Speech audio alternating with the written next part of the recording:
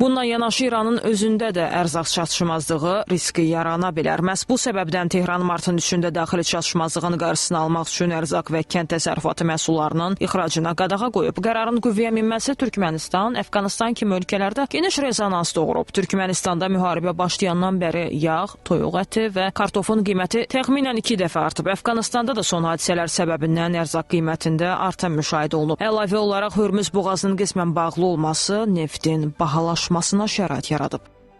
İran neftinin ixracatında böyük bir kəsintilər baş verdiyindən elə həmin gündən bir çox ölkələrdə, xüsusilə də Avropa ölkələrində neft sahəsində qiymətlərin artımı müşahidə olunur və bu da özünü insanların rifah halında, logistikada, digər istehsalatda göstərmiş olur. Çünki Hörmüz körfəzindən gün ərzində 150 tanker hərəkət edirsə, bu artıq bir günə 3-4 tankerlə əvəz olunur. Və bu da böyük bir gərginlik yaradır. Analizlər göstərir ki, Yaxın Şərqdəki müharibə təkcə 3 iştirakçı dövlətin iqtisadiyyatına təsir eləmir. Onlarla əməkdaşlıq edən ölkələrdə də bəzi problemlər baş qaldırıb. Hörmüz boğazı ilə bağlı yeni qərarlar və təhdidlər vəziyyəti daha da çətinləşdirir.